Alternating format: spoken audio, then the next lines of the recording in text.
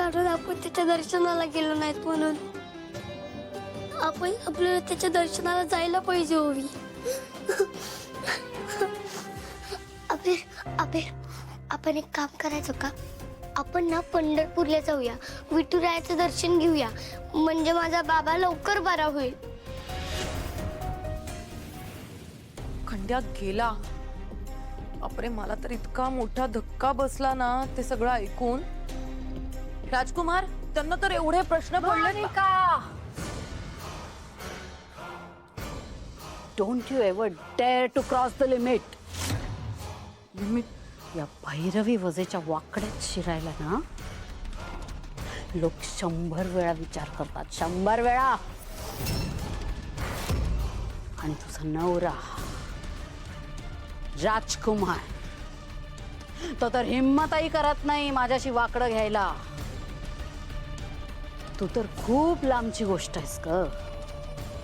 हिम्मत नाही करायची परत मला प्रश्न विचारायचे. भैरवीजी, झाला तुमचा सगळा राग काढून. मी का तुमच्या वाकड्यात जाऊ?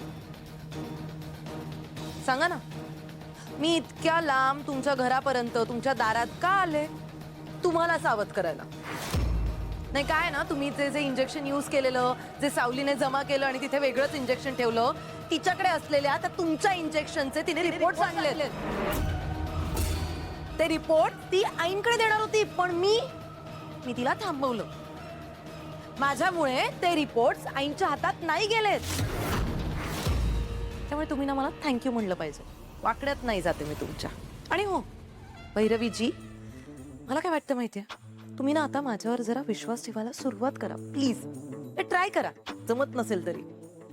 कारण तुम्ही बघताय का, तुम्ही मला जी जी कामं सांगितली ना ती मी सगळी व्यवस्थित पार पाडली आहेत. तुम्हाला सगळ्या इन्फॉर्मेशन एव्हरी टाइम येऊन इथे दिलेले आहेत. पण तुम्ही मात्र खंड्या मरणाआधी तुम्हाला काय काय सांगून गेला हे अजूनही मला सांगितलेलं नाही. ठीक आहे, तुम्हाला जी योग्य वेळ वाटेल मला सांगण्याची तेव्हा सांगा. पण मी वाट बघते, विसरू नका.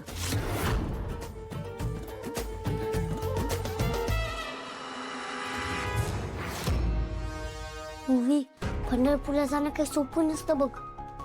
एवढ्या लांबचा प्रवास आपण कसं करणार? अरे अबीर, आपण विठुरायाला भेटायला चाललोय, तोच काहीतरी मार्ग दाखवेल. आणि आपण कोणाकडे मागू पण शकत नाही, कोणी आपल्याला जाऊच देणार नाही. ओवी, आपण बबलू काकाशी बोल, तो नक्कीच आपल्याला घेऊन जाईल. नाही, आपण कोणाला अजिबात नाही सांगायचं. आपण दोघच जाऊया, आणि ते पण चालत. काय चालत? पण हे कसं शक्य असतो ओवी? एवढ्या लांबचा प्रवास आपण चालत कसा करायचा? आपल्याला पंढरपूरचा रस्ता पण माहिती नसतो बघ. मग आपण कसं जाणार म्हणतो मी? अरे अबीर, आजूबाजूला माणसं असतील ना, त्यांना आपण विचारत जाऊया. ठीक आहे ओवी, तू म्हणतेस आपण तसंच करूया. ठरलं तर मग आपण दोघे पंढरपूरला जाणार. चल तयारी करूया. चल. अरे क्या बात है देवा, एवढा खुश आहेस तू माझ्यावर. जा बाळा ओवी, आबीरला घेऊन पंढरपूरच्या वाटेनं निघा तुम्ही. फक्त तुम्ही त्या वाटेला लागा, आणि मी बघतो की आबीर पुन्हा या घरात येणार नाही.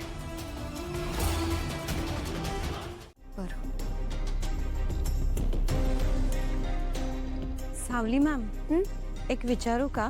विचारा ना. तुम्ही यांच्या मिसेस आहात का? नाही, मी यांची मिसेस नाहीये. मग कोण आहात तुम्ही? नातेवाईक? मी यांच्या मुलीची टीचर आहे. मुलीची टीचर? मग याच्या मिसेस कुठे आहेत?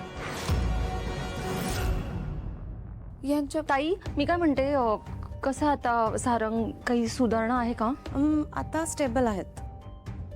वहिनी, मला एक विचारायचं होतं. सुशीला ताई कुठे आहेत? दिसल्याच नाहीत त्या. ती जरा बाहेर गावी गेली आहे. बाहेर गेली?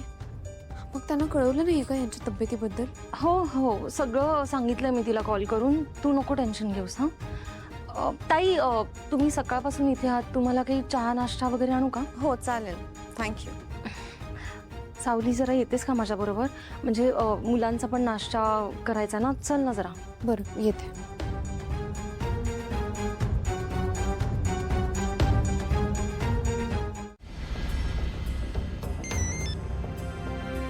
हॅलो. नशीब सुशीला ताई तुम्ही फोन उचललात. किती फोन करतोय तुम्ही? मुद्दाम फोन उचलत नाही ना माझा? अरे मी का मुद्दाम करेन? मी जरा कामात होते म्हणून नाही उचलला. बोल. तुम्हाला माहिती आहे तिकडे काय झालंय? सारंगची अचानक तब्येत बिघडली आहे. काय? अरे पण आता तर त्यांची तब्येत सुधारत होती ना, मग असं काय झालं अचानक? ऐक ना, तू नको ना प्रश्न विचारूस. आईने तुला लगेच घरी बोलवलंय कारण सारंगची बायको म्हणून तू इकडे असणं खूप गरजेचं आहे. हा अमृता वहिनी, हे बघा मला समजते तुमची अडचण, पण माझ्या बहिणीची तब्येत बिघडली आहे त्यामुळे मी गावी आली. हे बघा मला किमान 2 दिवस तरी जमणार नाही यायला. 2 दिवस? सुशीला ताई 2 तासात इकडे या. हो ऐक ना, तुला माहितीये ना सावली ते घरीच आहे. ती सारखं विचारते सुशीला कुठे, सुशीला कुठे. आम्ही तरी किती सांभाळून घ्यायचं. प्लीज ऐक ना, लवकरात लवकर निघ तू. हे बघा मला सगळं समजतंय अमृता वहिनी, पण मला खरंच नाही जमणार. तुम्ही एक काम करा, तुम्ही ना सावलीताईंना काहीतरी सांगा. म्हणजे माझा फोन नॉट रिचेबल आहे किंवा मी फोन उचलत नाही, असं काही रिझन सांगा. पण मला खरंच नाही जमणार यायला तिकडे. सुशीला असं नाही सांगता येणार. असं कसं काही कारण सांगायचं? तुला माहिती ना तिला शंका येते. तिला खोटं बोलणं शक्य नाहीये. हे बघा अमृता वहिनी, मला पूर्ण जाणीव आहे, पण माझे हात बांधलेले, पण मला खरंच नाही जमणार तिकडे यायला. मला माफ करा. सुशीला आता